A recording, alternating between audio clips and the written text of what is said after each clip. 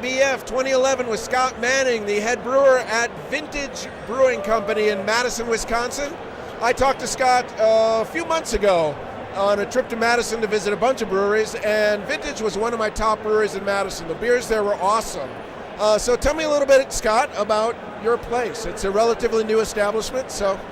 Well, we're kind of new. We opened last year, January, so January 2010, and so now we're in business just over a year and a half.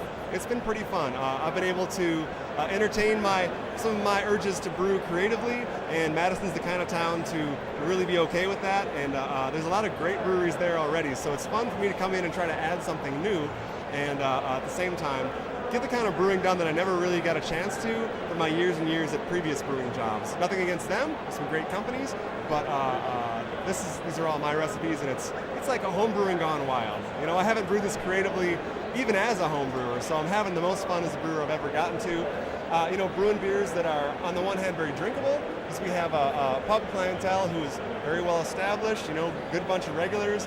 They like crazy beers, but not every day. At the same time, I like doing experimental, I like having fun, I like learning, going around to a place like this and getting some new ideas, so who knows what I'm going to brew next, but yeah, I'm having fun. Have you had a chance to wander around the hall at all? A little bit, yeah. Anything that stood out to you, or anything you're looking forward to trying? Well, I brewed a fresh hop beer for the first time this year. I didn't really care for it. Not to say it wasn't a good beer. The fresh hop character wasn't what I was looking for, so I was happy to find a fresh hop IPA from a Washington brewer, and it was just phenomenal. I forget the name of them. I'm going to go find them again, though, because I keep saying how great it is and leading people on a wild goose chase. It's next to Laurelwood. It's not the Laurelwood one that's close by that booth, but anyway. That was a beer style that was a brand new thing for me to attempt. It doesn't always work. I mean, that's a B+ attempt, I think. It's a good pale ale, but I didn't get the fresh hop stuff that I was looking for.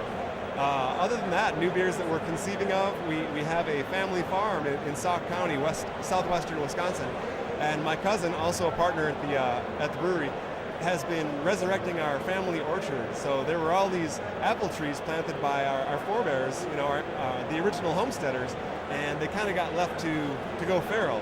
So he's been pruning them over the last 2 years, bringing them back. We actually have an apple harvest, so we're going to press those and just do kind of an indigenous apple ale. I think I'm going wit beer with it, so wit beer base with apples added late, apple juice and some pulp added maybe late, see what we can get out of that. And that'll be fun. Otherwise, it's Oktoberfest and pumpkin season for us, and yeah, fun beers. I'm having a pumpkin myself. So. Well, I'm going to say I'm drinking your pumpkin beer right now, and it is really good.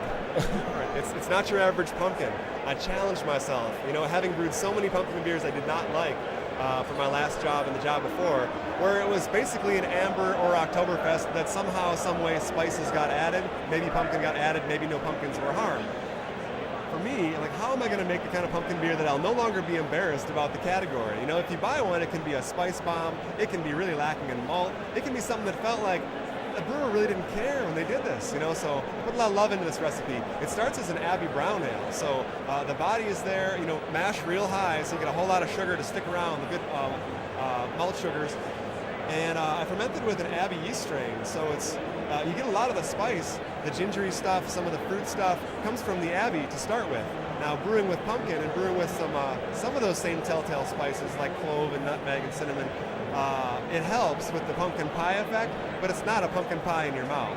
This is a beautiful beer because it'll warm up, so it changes from, oh, I get it, it's pumpkin beer. By the end, you're like, what is going on? This is really, I'm getting cherries and ginger and pepper and awesome. And it's kind of questioning that hopefully calls you back for another one. And if your beer challenges you, you might like to have mine too. It is. It's really layered, and there's a lot going on in this beer. So I have to ask you, because anyone who knows me knows that I am sort of keen on sahti, this traditional Finnish beer, still brewed in Finland the way it was brewed 500 years ago. And I know when I was there, I tried 2 different versions of sahti from you. So tell me about your sahti experiments. Yeah, I like it as well. That's one of those kind of almost forgotten categories. It's now seeing a small resurgence, and it's exciting. They're flavors that I love. Rye is a grain that I use in a lot of places. Even the pumpkin has a little shade of rye for a little, something. But a mostly rye or a largely rye and juniper, those are oddball flavors that for me combine in a unique way that's fun for the beer drinker. not to mention the history of it. A lot of Finnish people in the upper Midwest. Wisconsin's full of Finnish heritage, so I was surprised when I first brewed the summer sati, which is kind of the lighter of the two. Amber in color with a really nice spicy, nutty character from rye that's coupled with that gin-like tartness from juniper. I was surprised at how many people at beer fests were, oh my gosh, my grandpa used to make, or they'd have these stories of the old country even, where it's, I can't believe you brewed a Finnish beer. Are you Finnish? Oh, this is really special. So I thought I'd do one for winter as well. The winter warmer version, which we call a Joulupukki, which is Finland's Santa Claus.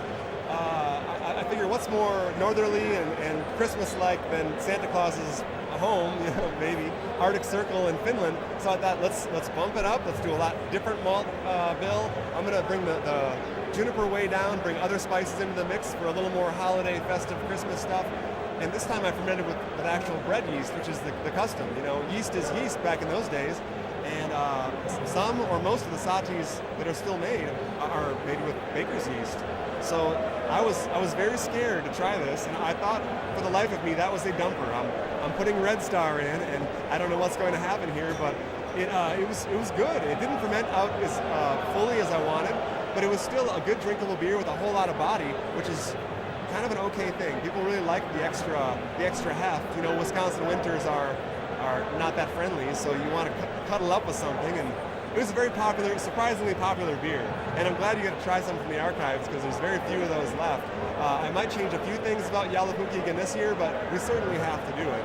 And I would think by shortly after Thanksgiving we'll have to roll out the winter warmer, sati. Well, I can tell you, I tried both versions of the sati, and they were both phenomenal. So if you're interested in sati at all, you got to stop by. And I'll just say, again, Vintage was one of my top breweries for the Madison area. So if you're in Madison, Wisconsin, you have to stop by Vintage. So Scott, thank you for giving me a few minutes of your time. I hope you enjoy the rest of the fest. Great, you too. Cheers. Have fun.